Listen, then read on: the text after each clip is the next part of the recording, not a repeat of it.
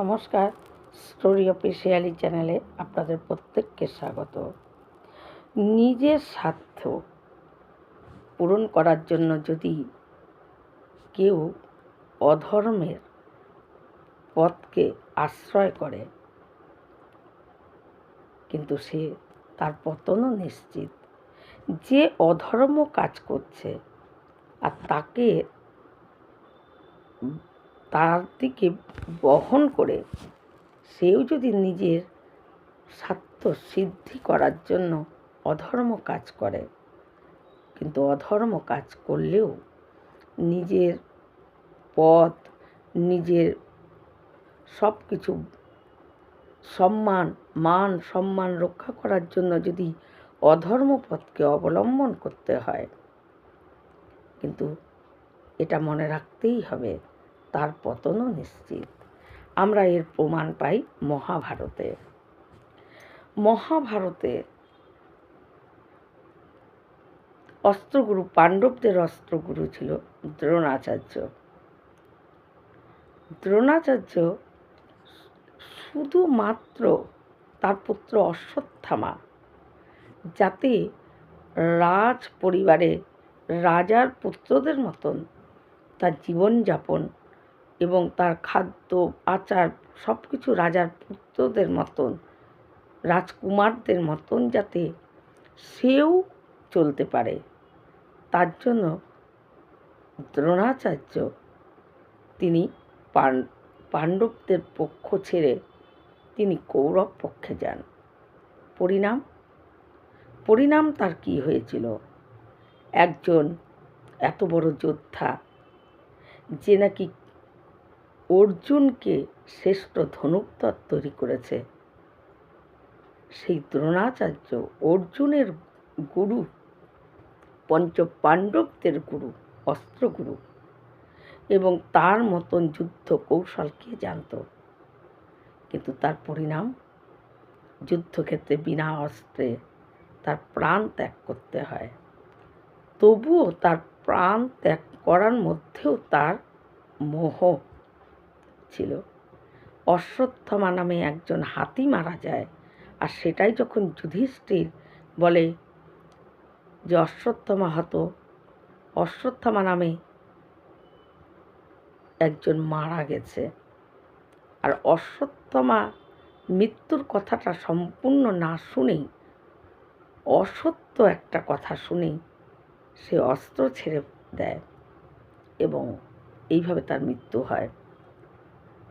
তাই এটাই হলো অধর্মের দিকে। যদি আমরা রামায়ণেও প্রমাণ পাই, রামায়ণে রাবণ তার অহংকার, তার দম্ভ, তার সব কিছুর জন্য একমাত্র রাবণের ভাই বিভীষণ রাবণকে যখন দেখে যে তার দাদা অধর্মপথ, যখন অন্যের স্ত্রীকে রাবণ নিয়ে এসেছে তার জায়গায়, তার রাজ্যে, তখনই সেটা অধর্ম কাজ, আর সেই অধর্ম কাজে বিভীষণ সাই দেয়নি। তাই বিভীষণ কিন্তু চির অমর হয়ে আছেন। এই অমরদের মধ্যে বিভীষণেরও একজন নাম আছে,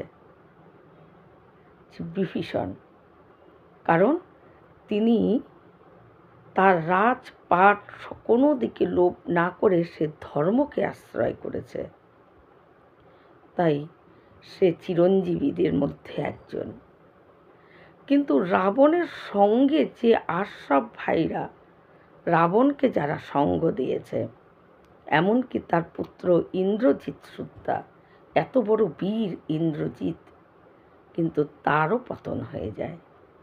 তাই যদি নিজের পদ, পজিশন সব কিছু রাখার জন্য সেই মোহতে বসেও যদি অধর্মকে আশ্রয় করা চলা যায়, তাহলে তার পতন কিন্তু নিশ্চিত। কারণ অধর্ম দিকে বেশি দিন সাময়িক সে পদ সব কিছু পেলেও কিন্তু চিরজীবন তার টিকে থাকে না। রামায়ণে যেরকম ওই রাবণ বিভীষণকে মেরে তাড়িয়ে দিয়েছিল, কিন্তু সাময়িক হয়তো তার রাজপাট কোনো কিছুতেই তার অধিকার ছিল না এবং সে সেখান থেকে বেরিয়ে যায়, কিন্তু শেষে কিন্তু লঙ্কার রাজা ওই বিভীষণই হয়েছিল। এটাই হলো ধর্ম আর অধর্ম। তাই অধর্ম দিকে আশ্রয় করে চললে বা কেউ যদি অধর্ম কাজ করছে তাকে যদি সাহায্য করা বা তাকে যদি তার পক্ষে হয়ে লড়া, তাহলে তারও কিন্তু একই সমান শাস্তি, পতন তার নিশ্চিত। অধর্মে বেশি দিন টিকে থাকা যায় না, অধর্ম কাজ করে বেশি দিন টিকে থাকা যায় না। সাময়িক রাজপাট সব কিছু, রাজত্ব সব কিছু পেলেও কিন্তু সেটা বেশি দিন টেকে না।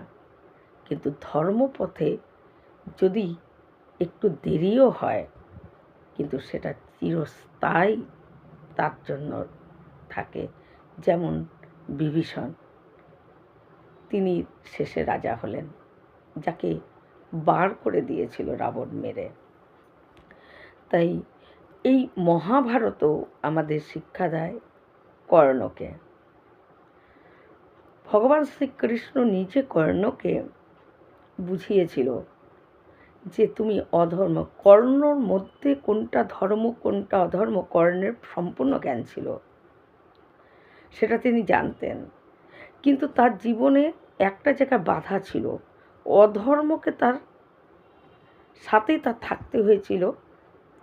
তাকে তো কেউ থাকতে বলেনি, কিন্তু তার নিজে কথা দিয়েছিল দুর্যোধনকে, যেহেতু দুর্যোধন তাকে অঙ্গরাজ্যের রাজা করে দিয়েছে। তাই তার দুর্যোধনকে কথা দেয় তার মিত্র, তার যে দুর্যোধনের সঙ্গেই সে লড়বে, দুর্যোধনের হয়েই সে সব কিছু কাজ করবে। তাই নিজের কাজটাকে, নিজের মুখের কথাটাকে তার জীবনে ছিল সবচেয়ে বড় গুরুত্ব সে দিয়েছিল। কিন্তু যে ভগবান শ্রীকৃষ্ণ, তিনি বলেন যদি আমাদের কোনো বচন, আমাদের কোনো প্রতিজ্ঞা দাঁড়ায়, যদি সেই প্রতিজ্ঞা, সেই আমাদের সেই মুখের কথার জন্য যদি অধর্মকে অবলম্বন করতে হয়, তাহলে সেই মুখের কথা বা প্রতিজ্ঞাকে সঙ্গে সঙ্গে ভেঙে দেওয়া উচিত। এটাই হলো ধর্ম, এটাই হলো ধর্ম। যদি আমার মুখের কথাকে ঠিক রাখার জন্য আমার অধর্মের সঙ্গে হাত মেলাতে হয়, তাহলে সেই মুখের কথাকে, নিজের দেওয়া কথাটাকে সঙ্গে সঙ্গে ত্যাগ করে দাও, এবং তবুও তুমি অধর্মের দিকে যেও না, ধর্মর দিকে যাও। এটাই হলো ভগবান শ্রীকৃষ্ণের কথা। তাই কর্ণকে যখন ভগবান শ্রীকৃষ্ণ অনেকবার বুঝিয়েছিল যে দুর্যোধন অধর্ম সব কাজ করছে, আর সেই অধর্মকে, যে অধর্ম কাজ করছে আর তাকে সাই দিয়া, অর্থাৎ তাকে সাপোর্ট করা, তা সেও কিন্তু সমান দোষী। ভগবান শ্রীকৃষ্ণ কর্ণকে বলেছিল, কর্ণ,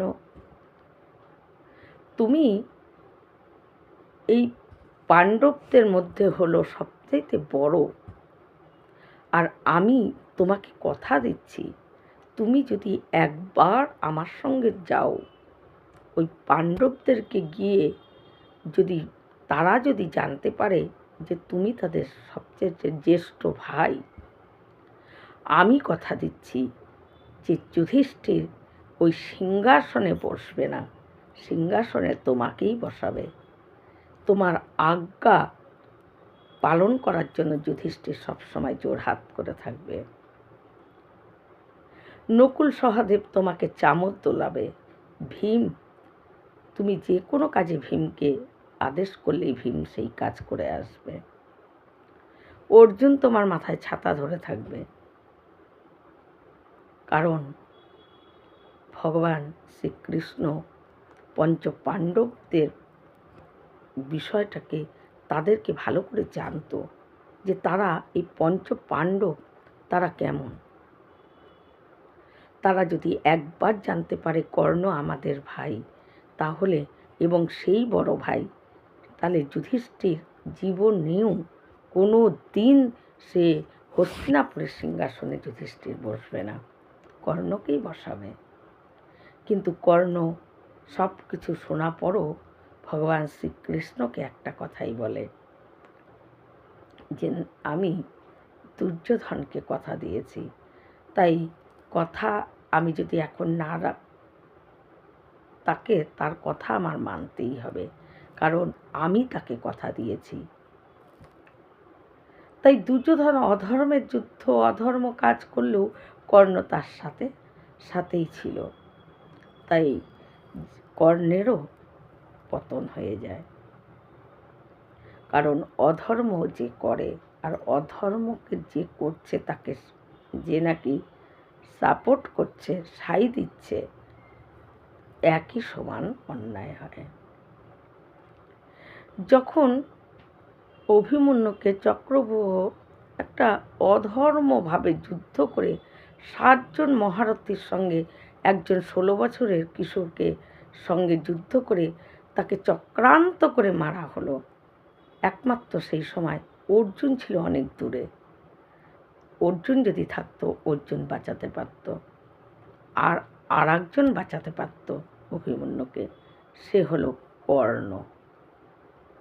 কিন্তু কর্ণ দুর্যোধনের কথায় এবং ওই কর্ণ বুঝতে পারছিল এটা অন্যায়ভাবে তাকে মারা হচ্ছে। 7 জন মহারথী একজনের সঙ্গে যুদ্ধ করতে পারে না, এটা ধর্মযুদ্ধ না, এটা অধর্মযুদ্ধ। কিন্তু তবুও কর্ণ অধর্মের দিকে গিয়ে তাদের সঙ্গে ওই অভিমন্যুকে অধর্ম কাজ করেছে, অভিমন্যুকে মারার জন্য কর্ণ অস্ত্র ধরেছে। কিন্তু কর্ণ যদি এই অধর্ম কাজ করার দেখেও যদি অভিমন্যুকে বাঁচাতো, তাহলে সেটা হতো কর্ণের ধর্ম কাজ। যদিও কর্ণের এই অনুশোচনা পরে হয়েছিল, আর কর্ণের এই অনুশোচনার জন্যই ভগবান শ্রীকৃষ্ণ কর্ণকে ক্ষমা করেছিল। ভগবান শ্রীকৃষ্ণ বলে, কেউ যদি নিজের ভুল বুঝতে পারে, কোনো করে আসা খারাপ কর্ম করে যদি সেই কর্মটা তার দ্বারা খারাপ হয়েছে সেটা বুঝে যদি সে অনুশোচনা করে, ভগবান তাহলে তাকে ক্ষমা করে দেয়। কারণ অনুশোচনা হলো সবচেয়ে বড় প্রায়শ্চিত্ত, এর উপরে প্রায়শ্চিত্ত করার আর অন্য কোনো কিছু নেই। তাই আসলে কর্ম আমরা যাই করি না কেন সেই ফল আমাদের কাছে আসবেই, কিন্তু যদি অনুশোচনা হয় সেই কর্মফলটা আমাদের ভগবান ক্ষমা করে দেওয়ার জন্য আমরা সেটাকে কাটিয়ে উঠার মতো ক্ষমতা আমাদের থাকে। তাই এটাই হলো, তাই জীবনে সামান্য একটু মোহ, একটু লালসা, একটু পদ পাওয়ার জন্য অধর্মকে অবলম্বন করা কারোই উচিত না। আমাদের রামায়ণ, আমাদের মহাভারত এই শিক্ষাই এই মানব জাতিকে দিয়ে গেছে। এই রকম ভিডিও পাওয়ার জন্য আমার চ্যানেলটিকে সাবস্ক্রাইব করবেন। নমস্কার।